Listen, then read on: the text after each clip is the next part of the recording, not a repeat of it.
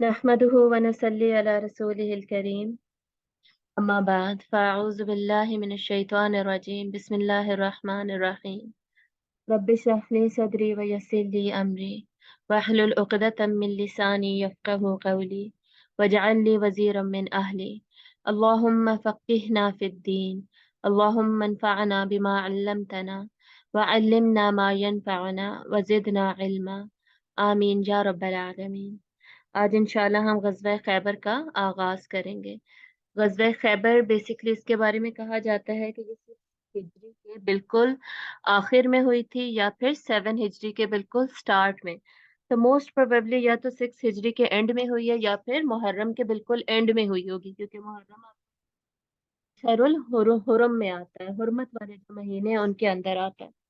तो बहुत सारे उलमा जो हैं वो इसके बारे में ये लिखते हैं या तो मुहर्रम के एंड पे हुई है या फिर उस वक्त हुर्मत वाले महीनों में अभी फिलहाल लड़ने की ममानियत नहीं हुई थी। ठीक है, तो ये दोनों रीजंस दिए जाते हैं। इसके अलावा वैसे भी हमें ये याद रखना चाहिए कि उन सहाबा को उस जमाने में डेट्स याद रखने पर फोकस बहुत ज्यादा नहीं था। ठीक है, सहाबा का वो लोग इस पर इतना फोकस नहीं रखते थे कि महीना कौन सा है, डेट कौन सी है, ईयर कौन सा है, इन चीजों को रिकॉर्ड किया जाए, इन चीज़ों को अहमियत दिया जाए। ये आजकल के ज़माने में ऐसा हो गया कि हम इन चीज़ों को बहुत ज़्यादा अहमियत देते हैं, बहुत फोकस रखते हैं इनके ऊपर।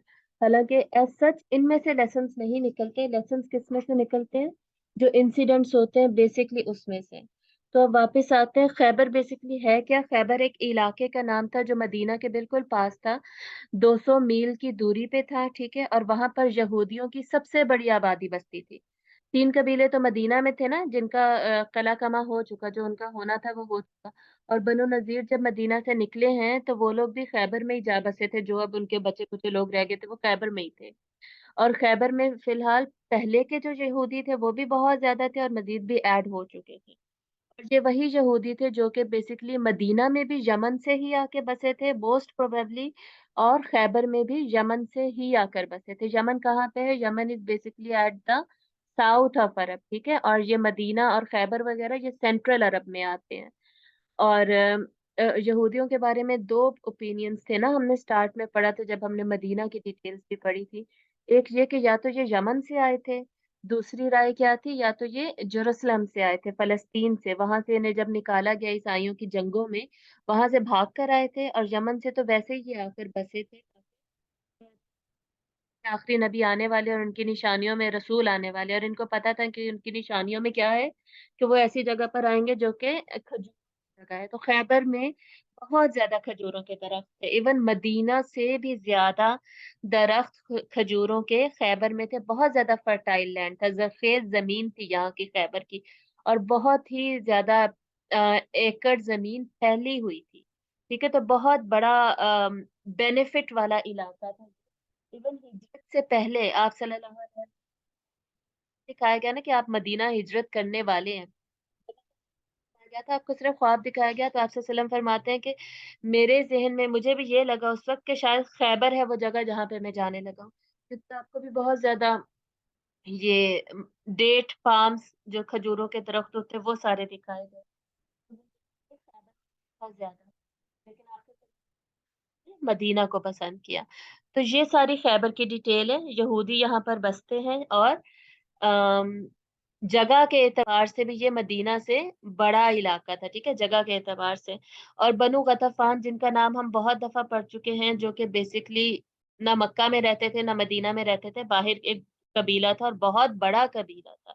वो basically दोस्त थे, इनकी दोस्ती थी। और गतफान फिलहाल इसी में आता है, मुशरिकीन में ही आता है। ये कबीला भी मुसलमान नहीं हुआ था। एक तो गताफान के कबीले जो थे उनके लोग इनके दोस्त थे, दूसरा जो मदीना के अंदर मुनाफिक थे वो भी इनके दोस्त थे और इनकी मदद कर रहे थे। ठीक है, अब खैबर क्या था? बेसिकली खैबर में एक किला नहीं था। फैजा में एक एक बहुत बड़ा किला होता था जिसमें ये सारे यहूदी मिल के रहते थे। खैबर सिंस बहुत बड़ा इलाका था, तो यहाँ पर इनके कबीले ने ना, खैबर के लोगों ने बेसिकली एक बड़े कबीले ने यहूदियों के अपने मिनी ट्राइब्स बनाए हुए थे, छोटे कबीले बनाए हुए थे, उसके हिसाब से छोटे फोर्ट्रेसेस बनाए हुए थे।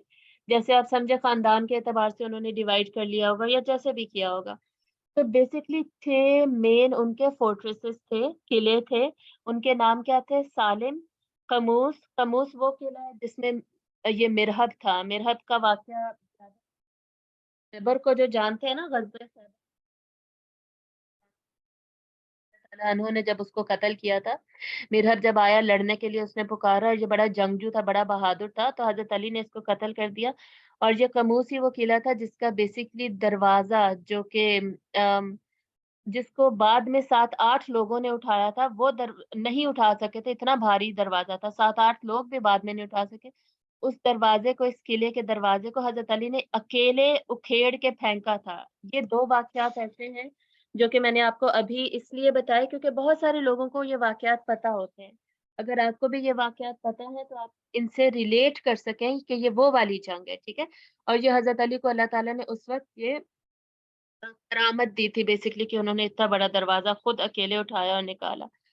अच्छा, तो और कौन से कबीले थे यहाँ पे? ये नतात था, पसारा था, शौक था और मरबत। ये सारे इनके किले थे। इन्होंने किलों के नाम होते थे, ठीक है? आपको पता है और अभी तक आपको याद हो गया होगा कि उस जमाने में सब हर चीज का नाम रखा करते थे। आप वसल्लम के भी सवारियों के भी नाम थे, ऊंट का भी, जो आप वसल्लम के पास डोंकी होता था विद इन द सिटी सवारी करने के लिए, उसका भी नाम होता था। आपकी ऊंटनी का नाम कस्बा था। तलवारों के नाम होते थे। जुल्फिकार मेरे ख्याल में हजरत अली की तलवार का नाम था। इस तरह हर चीज का बेसिकली नाम रखा जाता था। रखना भी चाहिए, हमें भी रखना चाहिए अपनी चीजों से। ये पता चलता है ना कितनी चीजों के साथ भी एफिलिएशन होती थी, यानी इंपॉर्टेंट चीजों के साथ। अब इसका मतलब ये नहीं है दुनिया की हर चीज के साथ अब दिल लगाने लग जाए और अब हम अपने बेड, कुर्सी और टेबल चेयर का भी नाम रखने लग जाए, ये मतलब नहीं है। लेकिन अहम चीजें जिनको आप इस्तेमाल में लाते हैं, जिनको आप दीन की सरबुलंदी के लिए इस्तेमाल कर रहे हैं, उनके नाम रखे जा सकते हैं। वैसे हमारी भी गाड़ियों वगैरह के जैसे नाम होते हैं, बेसिकली वही वाली चीज है। तो और दुनिया से बेसिकली दिल नहीं लगाना, लेकिन दुनिया की चीजों को इस्तेमाल करना है अच्छे तरीके से, अल्लाह के दीन की सरबुलंदी के लिए। तो बेसिकली गज़वा खैबर के आगाज में हुआ क्या? वो एक दो वाकयात ऐसे हैं जो कि हुए, जिसने इंस्टिगेट किया, जिसने बेसिकली मुसलमानों को इस बात पर उभारा, आप सल्लम को भी, कि वो अब खैबर पर हमला करने का वक्त आ गया है, ठीक है? ये वो दो वाकयात अभी हम डिस्कस करेंगे। बेसिकली ये एक यहूदी था, उसैर बिन रज़म। इसने प्लान किया कि मदीना पर अब हमें हमला करना चाहिए, क्योंकि ये यहूदी सारे अब एक ही जगह पे थे, इकट्ठे हो चुके थे। फिर इन्होंने सोचा कि हमें हमला करना चाहिए। इन्होंने गतफान से भी बात की, इर्द गिर्द भी बात की, और अपना एक लश्कर तैयार कर लिया जिसमें ज्यादा तो यहूदी थे, कुछ इर्द गिर्द से मददगार भी होंगे। तो इन्होंने फौज बेसिकली अपनी तैयार कर ली। तो आप सल्लल्लाहु अलैहि वसल्लम को जब खबर पहुंची है, तो आपने सबसे पहले तो हजरत अब्दुल्ला बिन रवाहा रजी अल्लाह तआला अन्हु को रवाना किया कि पहले खबर को कंफर्म करके लेकर आओ, उसको पक्का करो कि वाकई ऐसा ही है। तो हजरत अब्दुल्ला बिन रवाहा गए हैं, और जब न्यूज़ कंफर्म हो गई, आप सल्लम को बताया, तो आप सल्लम ने उनको दोबारा 30 और सहाबा के साथ वहां पर भेजा। और आप सल्लम ने उन्हें मैसेज दे दिया को कि उनसे ये जाके कहना कि हम आपके साथ मुआहिदा करना चाहते हैं, इन कंडीशंस पर कि आप यहीं पे रहेंगे, आप खैबर में ही रहें, लेकिन आप हमारे साथ मुआहिदा करें, जंग बंदी का, जंग नहीं की जाएगी, और अमन के साथ रहा जाएगा, और किसी दुश्मन का भी साथ नहीं दिया जाएगा।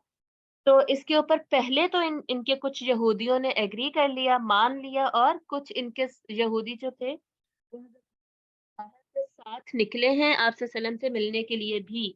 लेकिन रास्ते में इन्होंने क्या किया है? रास्ते में इन्होंने मुआहिदा तोड़ दिया और उन्हीं सहाबा के ऊपर हमला कर दिया।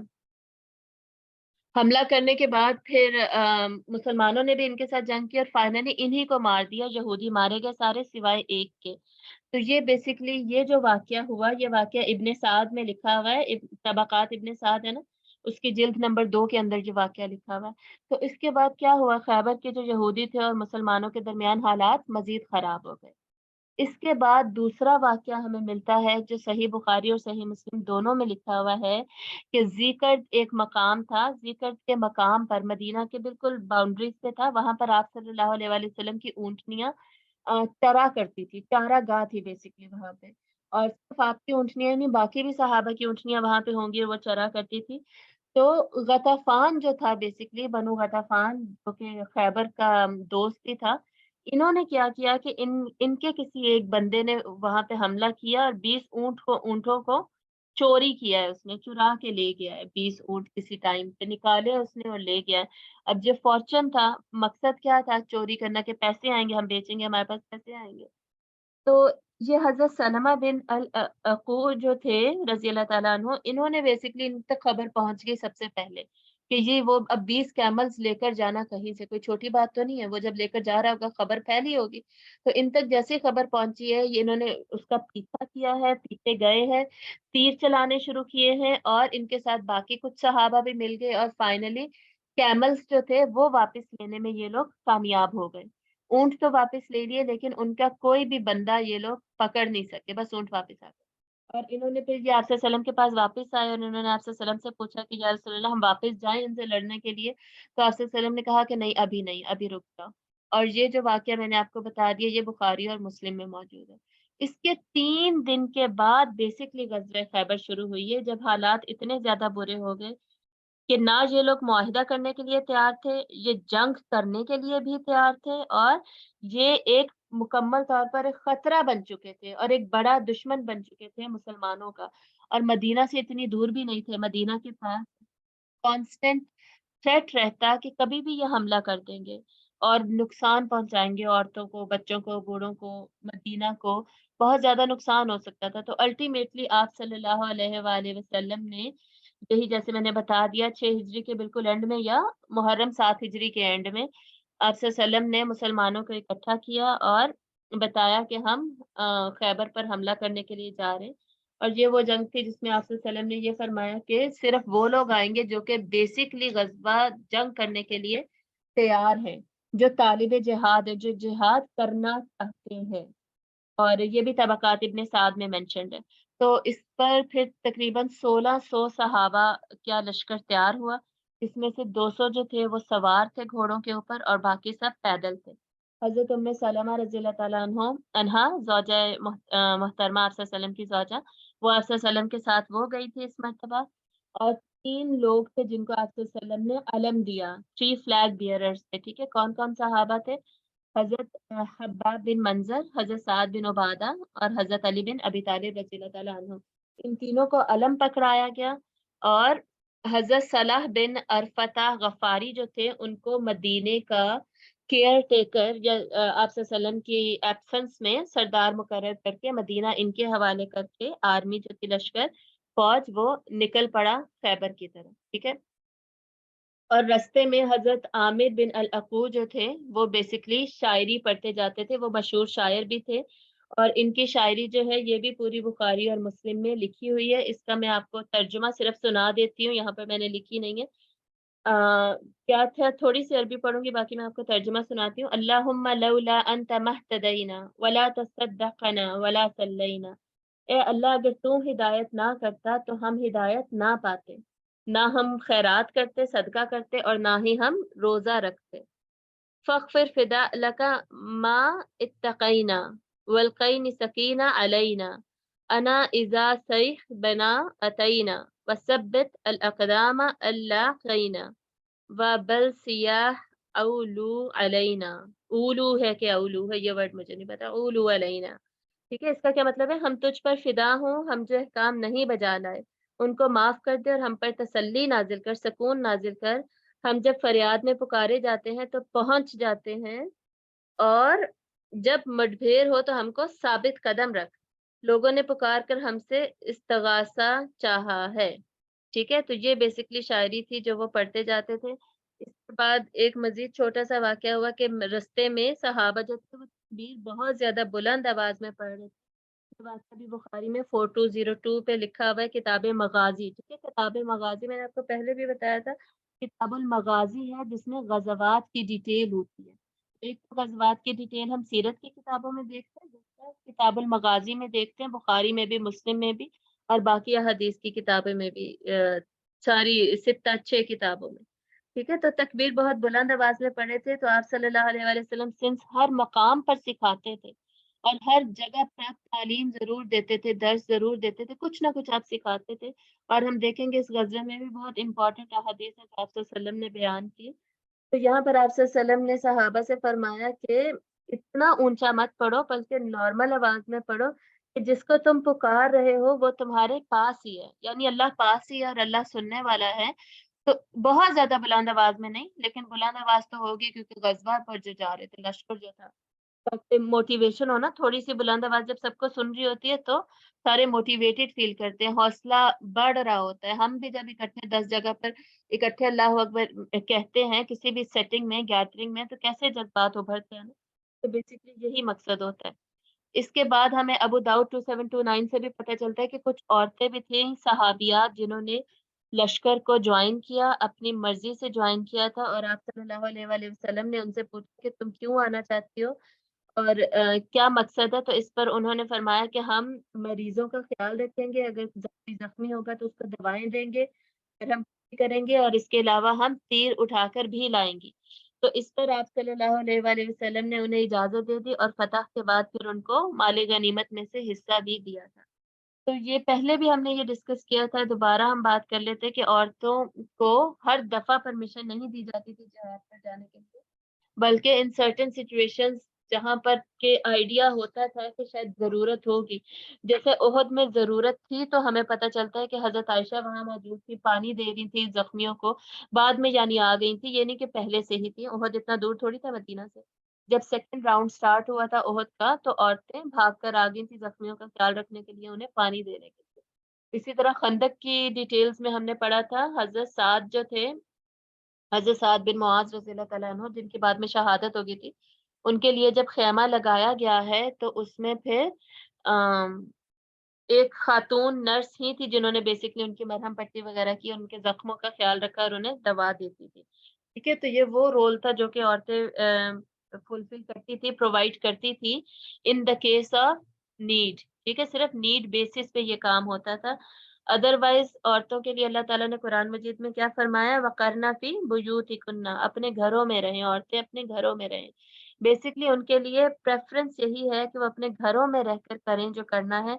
और आजकल तो बहुत आसान है, आप ई कॉमर्स पे जा सकते हैं, आप डिफरेंट फ्रीलांसिंग कर सकते हैं, डिफरेंट एवेन्यूज हैं जिनके ज़रिए से आप घर बैठे अपनी जो पोटेंशियल्स है, कैपेबिलिटीज़ है, उन्हें यूज़ कर सकते हैं, अपनी एनर्जी यूज़ कर सकते हैं, दूसरों को इवन दावत दे सकते हैं, या फिर पैसा भी कमा सकते हैं, बहुत कुछ कर सकते हैं। तो बिला वजह बेसिकली औरत को निकलने से मना किया गया, at the time of need मना नहीं किया गया। जहाँ तक आर्मी जॉइन करने की बात है, तो अगर ज़रूरत है तो ठीक है, जब ज़रूरत ही नहीं है, बंदे ही इतनी ज़्यादा हैं, और कौन सा हम कोई किसी जंग में फ़िलहाल इन्वॉल्व भी नहीं है, पाकिस्तान किसी जंग में इन्वॉल्व नहीं है।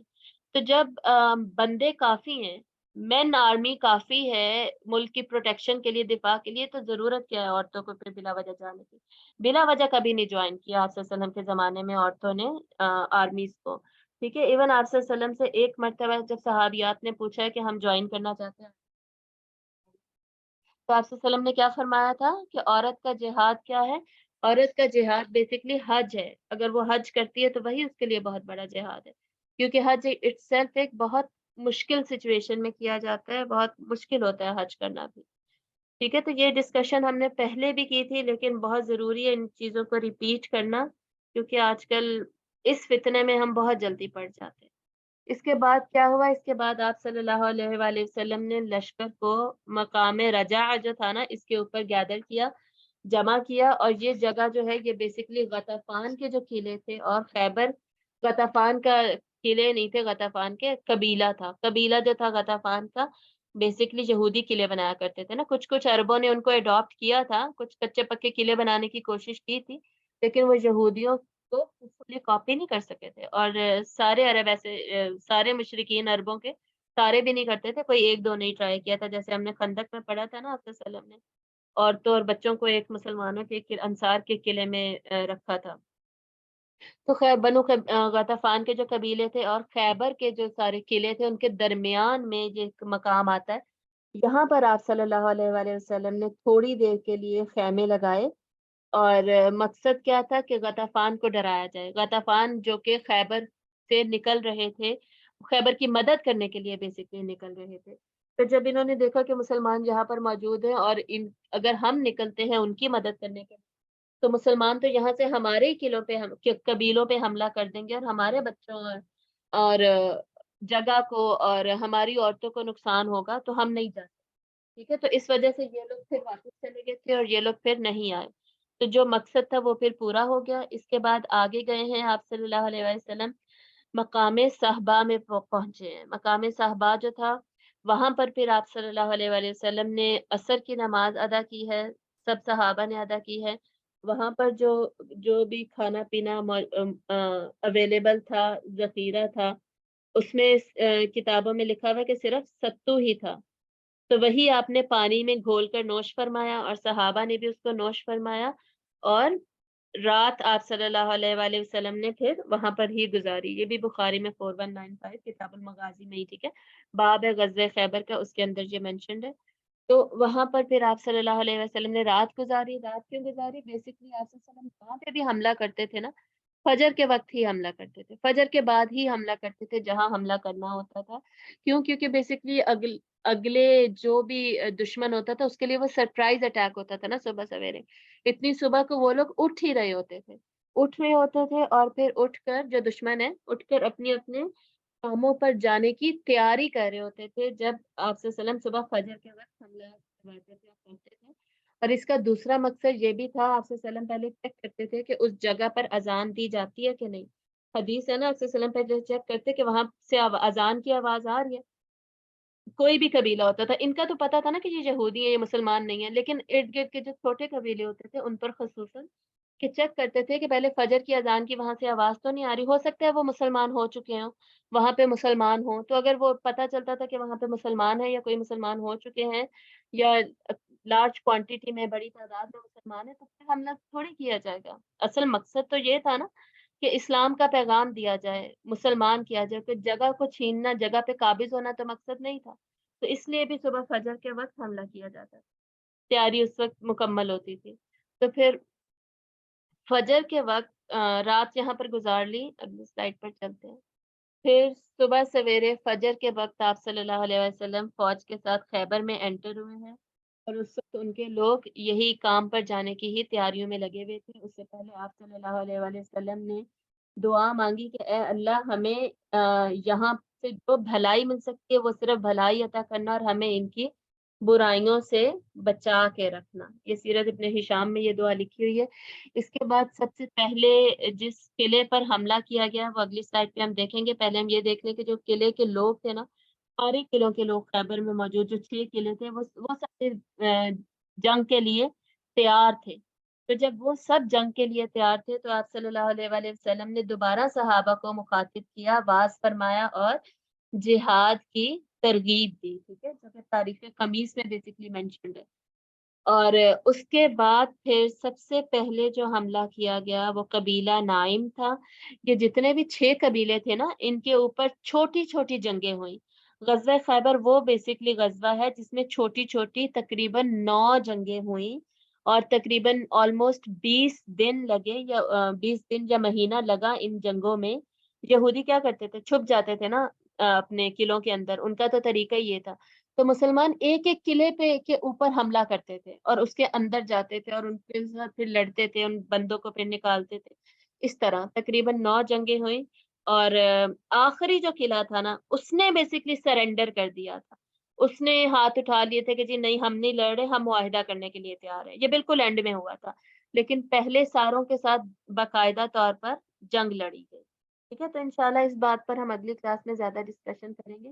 یہ جو نائم قبیلہ تھا، اس کے قبیلہ نہیں، قلعہ جو تھا، اس کے اندر ایک اہم واقعہ ہوا، وہ یہ تھا کہ حضرت محمود بن مسلمہ رضی اللہ تعالیٰ عنہ جو تھے وہ بہت زیادہ بہادری کے ساتھ لڑ رہے تھے۔ لڑتے لڑتے کیونکہ سخت گرمی بھی تھی تو تھک کر دم لینے کے لیے قلعے کی دیوار کے سائے میں بیٹھ گئے۔ تو جب سائے میں بیٹھے ہیں تو قلعے کی اوپر فصیل سے نا، جو پوری دیوار کے اوپر چھت سے چکی کا پارٹ ان کے سر پر گرایا گیا۔ یہودیوں کا یہ ایک طریقہ ہوتا تھا، اوپر سے چیزیں گراتے تھے، یہ تو اب آپ کو یاد بھی ہوگا۔ تو وہ چکی کا پارٹ ان کے سر پر گرایا گیا اور اس کی چوٹ سے پھر حضرت محمود جو تھے ان کی شہادت ہو گئی۔ تو یہ بیسکلی شہادت ہوئی تھی اس قلعے میں جنگ کے دوران، اور پھر یہ قلعہ بہت جلد فتح بھی ہو گیا۔ تو جنگجو تو ہوتے نہیں تھے یہودی، لڑنا بڑنا تو انہیں آتا نہیں تھا، یہ بیسکلی اپنے دفاع کے لیے قلعے بنا لیتے تھے۔ اور اس کا انہیں نقصان ہوا، بیسکلی اتنے زیادہ قلعے بنانے کا انہیں نقصان ہوا۔ اگر ایک ہی بڑا قلعہ ہوتا نا بنو نذیر کی طرح، تو بنو نذیر میں آپ کو یاد ہوگا مسلمان انٹر نہیں ہو سکے، تقریباً 1 مہینے تک تو محاصرہ ہی کیے رکھا تھا اس کا، اور اندر بندے تھے ان کے، فائنلی وہ نکلے تو بات چیت ہوئی، اور پھر جو ہوا سو ہوا، ٹھیک ہے۔ اور سارے قلعوں کے ساتھ مدینہ میں ایسا ہی ہوتا تھا، یہودیوں کے ساتھ ان کا ایک بڑا قلعہ ہوتا تھا نا۔ اب یہاں چھوٹے قلعے ہیں تو بندے ڈیوائڈ ہو گئے نا، ہر قلعے کے اندر تھوڑے بندے ہیں پھر۔ اب آرمی مسلمانوں کی تقریباً 1600 ہے، اور وہ ہر چھوٹے قلعے پہ حملہ کر رہی ہے، اور اس میں کوئی 100 400 لوگ ہوں گے، بندے ہوں گے، تو ان کے اوپر حملہ کیا جا رہا ہے، تو وہ پھر کیسے لڑیں گے؟ تو یہ بیسکلی ان کو نقصان ہوا چھوٹے چھوٹے قلعے بنانے کا، جو انہوں نے البتہ اپنے دفاع کے لیے سوچ سمجھ کے بنائے ہوئے تھے۔ تو اس طرح ایک ایک کر کے سارے قلعے بآسانی فتح ہوتے گئے، لیکن یہ جو قلعہ قموس ہے، اینڈ میں جو میں نے مینشن کیا ہوا ہے، قلعہ قموس رہ گیا۔ اور قلعہ قموس بیسکلی وہ قلعہ تھا جس میں کہ یہ مرہب جو ہے، مرہب شخص، وہ وہاں پر، مرہب کون تھا؟ مرہب بہت بڑا جنگجو تھا، اور بہت بہادر جانا جاتا تھا، بیسکلی مشہور تھا اپنی بہادری کے لیے، ٹھیک ہے۔ اور قموس جو تھا وہ فتح بھی نہیں ہو رہا تھا، تو اس کے لیے آپ صلی اللہ علیہ وآلہ وسلم نے حضرت ابو بکر کو بھی بنا کر بھیجا لیڈر، اور حضرت عمر رضی اللہ تعالیٰ عنہ ان دونوں کو بنا کر بھیجا باری باری، لیکن کوئی بھی قموس کو نا فتح نہیں کر پا رہا تھا، اور کسی کے بھی قدم کوئی بھی بیسکلی اس میں لڑ کر اس کو فتح کر نہیں پا رہا تھا بیسکلی۔ اور یہ جو مرہب ہے نا، یہ باہر بھی نہیں ابھی آ رہا تھا، لیکن اس کے بعد ہوا کیا، اس حدیث پہ ہم انشاءاللہ ختم کرتے ہیں، آج آدھے گھنٹے کی ہی ہم کلاس کریں گے۔ اس کے بعد بیسکلی ہوا کیا، جب یہ فتح نہیں ہو پا رہا تھا، بڑے بڑے صحابہ کو بھی آپ صلی اللہ علیہ وسلم نے بھیجا، لیکن فتح کا فخر بیسکلی اللہ تعالیٰ نے کسی اور کی قسمت میں لکھا ہوا تھا۔ تو جب مہم میں بہت زیادہ دیر ہوئی نا، تو ایک دن شام کو آپ صلی اللہ علیہ وآلہ وسلم نے ارشاد فرمایا، اور ہو سکتا ہے کہ یہ آپ کو بہت ساروں میں کو آپ میں سے پتہ ہو، کہ کل میں ایسے شخص کو علم دوں گا کہ جس کے ہاتھ پر اللہ تعالیٰ فتح دیں گے، اور جو اللہ اور اللہ کے رسول کو چاہتا ہے، ان سے محبت کرتا ہے، اور اللہ کے رسول بھی اس سے محبت کرتے ہیں۔ یعنی کس شخص کو آپ صلی اللہ علیہ وسلم اگلے دن علم دیں گے، جھنڈا دیں گے، بیسکلی جس سے اللہ بھی راضی ہے اور وہ بھی اللہ سے راضی ہے۔ اتنی بڑی خوشخبری تھی یہ، اور اللہ نے اس کے ہاتھ میں فتح بھی رکھی ہے۔ یعنی یہ پریڈکشن تھی نا جو آپ صلی اللہ علیہ وآلہ وسلم نے کی اللہ تعالیٰ کے حکم سے، اس پر سارے صحابہ کا ظاہر سی بات ہے اتنی بڑی پریڈکشن، اور سب کا دل کرے گا کہ جی یہ اعزاز مجھے ملے۔ تو حضرت عمر رضی اللہ تعالیٰ عنہ ویسے بہت زیادہ قناعت پسند تھے، اور کبھی بھی انہوں نے حکومت اور سربری کی تمنا نہیں کی تھی کہ میں مشہور ہوں اور میری حکومت ہو، لیکن صحیح مسلم میں ہمیں ملتا ہے کہ حضرت عمر رضی اللہ تعالیٰ عنہ خود اعتراف کرتے ہیں کہ اس شام کو میری بھی یہ تمنا تھی کہ آپ صلی اللہ علیہ وآلہ وسلم کاش اگلے دن میرا نام لیں اور مجھے چنیں، ٹھیک ہے۔ تو اتنا بڑا یہ اعزاز تھا، اور ہم سب جانتے ہیں کہ یہ اعزاز کس کو ملا فائنلی۔ یہ اعزاز صبح آپ صلی اللہ علیہ وسلم جب جاگے ہیں اور تمام صحابہ اٹھے ہیں، تو آپ صلی اللہ علیہ وسلم نے فرمایا کہ علی کہاں ہے، علی کو بلاؤ۔ تو جب پیچھے سے پھر ایک صحابی نے آواز دی کہ حضرت علی جو ہیں وہ قلعے اپنے خیمے میں ہے، اور ان کی آنکھوں میں آشوب اتر آیا، بیسکلی ان کی آنکھیں ٹھیک نہیں تھی، آنکھوں میں درد تھا، تکلیف تھی۔ تو آپ صلی اللہ علیہ وسلم نے فرمایا کہ ان کو بلاؤ۔ پھر آپ صلی اللہ علیہ وسلم نے اپنا لعاب دہن ان کی آنکھوں پر لگایا اور دعا فرمائی، جن سے ان کی آنکھیں بالکل ٹھیک ہو گئی۔ تو آپ صلی اللہ علیہ وآلہ وسلم نے ان کو علم عنایت فرمایا، جھنڈا پکڑایا ان کو، اور آپ صلی اللہ علیہ وسلم نے عرض کیا کہ آپ جائیں اور یہود کے ساتھ لڑیں، اور تب تک واپس نہ آئیں جب تک آپ کو فتح نہیں ملتی۔ تو حضرت علی آگے بڑھے ہیں، تو آگے بڑھ کر نے فرمایا تھا کہ آپ واپس نہیں مڑنا جب تک فتح نہیں ملتی۔ تو حضرت علی نے اب ایک سوال پوچھنا تھا، تو حضرت علی نے یہ نہیں کیا کہ وہ مڑ کر سوال پوچھے، کیونکہ آپ صلی اللہ علیہ وسلم نے آلریڈی منع کر دیا تھا کہ تب تک تم نے واپس نہیں مڑنا جب تک کہ فتح نہیں ملتی۔ تو حضرت علی آگے بڑھے ہیں، اور سامنے ہی چہرہ کر کے حضرت علی نے آپ صلی اللہ علیہ وسلم کو پکارا ہے، سوال کیا ہے کہ یا رسول اللہ صلی اللہ علیہ وسلم، میں ان سے بات کیا کروں، میں انہیں کیا میسج دوں، میرا میسج کیا ہونا چاہیے ان کے لیے۔ تو اس پر آپ صلی اللہ علیہ وآلہ وسلم نے فرمایا کہ ان کو پہلے نرمی سے اسلام پیش کرنا، کیونکہ اگر ایک شخص بھی تمہاری ہدایت سے اسلام لے آئے تو وہ سرخ اونٹوں سے بہتر ہے۔ یہ حدیث جب ہم یہ پڑھتے ہیں نا، علم حاصل کرنے کی فضیلت کی حدیث پڑھتے ہیں، تو اس میں یہ حدیث بکس میں مینشنڈ ہوتی ہے کہ کوئی شخص اگر کسی کی کہنے پر ہدایت حاصل کر لیتا ہے، تمہاری ہدایت سے کوئی ایک شخص بھی سیدھے رستے پہ آ جاتا ہے نا، تو یہ اس کے لیے سرخ اونٹوں سے بھی بہتر ہے۔ ٹھیک ہے، تو یہ اتنی بڑی یہ فضیلت اس حدیث میں بتائی گئی ہے دوسروں کو علم دینے کی، دوسروں کو دعوت دینے کی۔ تو ہمیں جو بھی حکم ہمیں پتا ہو، کوئی حدیث پتا ہو، کوئی آیت پتا ہو، کسی کی ترجمہ تشریح پتا ہو، کوئی شریعت کا حکم پتا ہو، لیکن ساتھ ساتھ بتانے کا طریقہ بھی پتا ہو، ٹھیک ہے، دعوت کس حکمت کے ساتھ دی جاتی ہے یہ بھی پتا ہو، اس موقع پر کس کو کیا کہنا ہے یہ بھی ساتھ پتا ہو، تو وہ پھر اس بہترین طریقے سے آگے بات ضرور پہنچانی چاہیے، اس نیت کے ساتھ اللہ تعالیٰ ہمیں اتنی بڑی فضیلت علم آگے پہنچانے کی ہمیں بھی اللہ تعالیٰ دے۔ صحیح، تو اور اگر وہ نہیں مانتے، پھر آپ سے سننا ہے کہ اگر وہ نہیں مانتے تو ان کے ساتھ بیسکلی جنگ لڑی جائے۔ تو اس پر پھر حضرت علی آگے بڑھے ہیں، اور پھر قلعہ قموس میں کیا ہوا، مرحب کے ساتھ کیسے جنگ لڑی گئی، اور دروازہ اکھیڑنے کا جو واقعہ ہے وہ انشاءاللہ پڑھ کر کل غزوہ خیبر ہم کمپلیٹ کر لیں گے، اور پھر آگے غزوہ خیبر کے بعد حضرت صفیہ کے ساتھ نکاح اور باقی جو ڈیٹیلز ہیں، اس کے بعد جو چھوٹے چھوٹے واقعات ہوئے وہ پڑھ کے غزوہ خیبر ہم کل مکمل کر لیں گے۔ اور غزوہ خیبر کے بعد ہم نے کیا پڑھنا ہے، مختلف پھر جو سلاطین کو، جو مختلف بادشاہ تھے انٹرنیشنل لیول پر، ان کو جو لیٹرز لکھے گئے تھے اور آپ صلی اللہ علیہ وسلم کے جو بھی سفیر تھے، جو آپ صلی اللہ علیہ وسلم نے آگے جن کو بھیجا، ان کی وہ بھی سارا بیسکلی اس کے بارے میں بھی یہی لکھا ہے کتابوں میں کہ یہ جو خط لکھے گئے تھے یہ بھی 6 ہجری کے اینڈ میں یا 7 ہجری کے سٹارٹ میں ہوئے تھے۔ تو اس لیے یہ جو خطوط ہے نا، یہ کچھ کتابوں میں غزوہ خیبر سے پہلے مینشنڈ ہے اور کچھ کتابوں میں غزوہ خیبر کے بعد مینشنڈ ہے۔ تو آگے پیچھے کے واقعات انشاءاللہ ہم غزوہ خیبر کو بات پڑھ لیں گے۔ غزوہ خیبر کے اینڈ میں بہت اہم چیز جو ہوئی تھی وہ کیا تھی، یہ یاد رکھنا ہے البتہ سب نے، کہ حبشہ میں جو مسلمان گئے ہوئے تھے، مکہ سے جو حبشہ گئے ہوئے تھے، ٹھیک ہے، کتنے سال انہیں ہو گئے، 7 سال ہو گئے نا، 7 سال سے زیادہ ہو گئے، 7 سال سے مدینہ آئے ہوئے مسلمانوں کو ہوئے، مکہ میں تو 5 نبوت میں گئے تھے نا، 5-6 نبوت میں مسلمان چلے گئے تھے حبشہ، وہاں سے اب وہ مدینہ آئیں گے، ٹھیک ہے، 7 ہجری میں ان کا آنا، یہ بہت امپورٹنٹ ایک واقعہ ہے، ان کے آنے کے بارے میں ہم پڑھیں گے انشاءاللہ۔ اور حضرت ابو ہریرہ رضی اللہ تعالیٰ عنہ جو ہیں، وہ نہ حبشہ میں تھے نہ مدینہ میں تھے، وہ اپنا ان کا کوئی قبیلہ تھا، وہاں سے وہ ہجرت کر کے مدینہ جوائن کریں گے 7 ہجری میں، یہ بھی بہت اہم واقعہ ہے۔ حضرت ابو ہریرہ کا ساتھ آپ صلی اللہ علیہ وسلم کے ساتھ اب شروع ہوگا 7 ہجری آنورڈ 11 ہجری تک، 11 ہجری میں آپ صلی اللہ علیہ وسلم کا وصال۔ انشاءاللہ باقی ڈیٹیلز انشاءاللہ کل ہم پڑھتے ہیں، اگر میری سرجری کے بعد میری بولنے کی حالت ہے۔ وآخر دعوانا ان الحمد للہ رب العالمین، سبحانک اللہم وبحمدک، نشہد ان لا الہ الا انت، نستغفرک ونتوب الیک۔ السلام علیکم ورحمۃ اللہ وبرکاتہ۔